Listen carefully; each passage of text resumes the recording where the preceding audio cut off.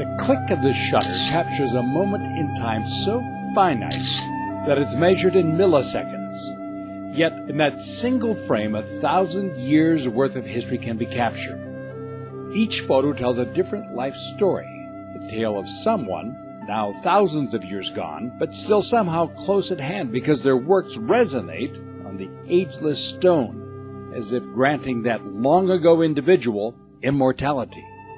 For some, that's the real value of carving on a rock or a Native American petroglyph.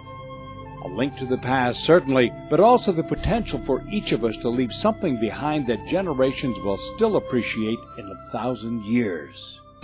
9 Mile Canyon near Price in central Utah is a place where the memories of the past are as fresh as a recent photograph. Like an outdoor museum, 9 Mile has guarded the rocks and remnants of 1,000 years, keeping them safe for visitors today. Because 9 Mile is different than any place else, it's got to be a special place because it has so much. There was a reason for people being there, and things like rock art are generally manifestations that come from the way people think. And when there's so many of them located in one place, you know that it had to be special for them too. 9 Mile Canyon has a spirit of its own. I think it was sacred to Native Americans, and I think that that spirit is still here. I think that's why they were here and why they spent a lot of time creating the rock art. Slowly, over the decades, that spirit has brought more and more visitors to the 47-mile-long canyon to experience a link to the past. As growing numbers of people come to enjoy, they bring with them problems as well, which with time can threaten the existence of these very relics. This issue, which stretches far beyond 9 Mile Canyon, raised the question of whether or not we can enjoy and protect at the same time. We're getting there on such modern equipment, that accessing some of the areas has become very, very easy.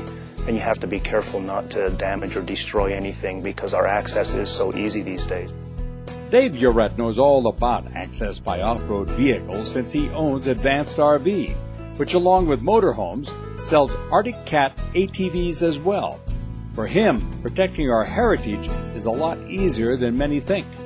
We're lucky that we've been granted access to some of these locations in the first place.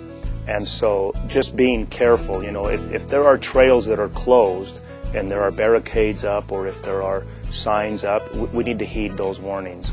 So you want to make sure that you have a lot of respect. Try to leave them as you found them. There's a lot of times that they go in there and view them, and by not knowing how to treat them right, there's hundreds and thousands of people visiting these sites now.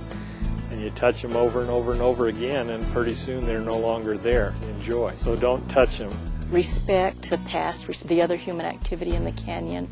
The archaeology sites are very fragile, and so they have to be careful not to climb on walls and not to touch the rock art. The rock art can be damaged simply by touching. It's better to stand back and take pictures. The rocks have protected the works of the past for centuries. And as more people venture off-road to see them, it becomes our responsibility to care for history as well. A photograph can capture and hold on to bits of history, giving us a glimpse into the past, but it can never recreate it. To truly find immortality, you must look among the rocks. As visitors to 9 Mile Canyon show respect and reverence to its history, there will always be more than just photographs to remind us of that fact. From the Trailhead, I'm Don Dunwell.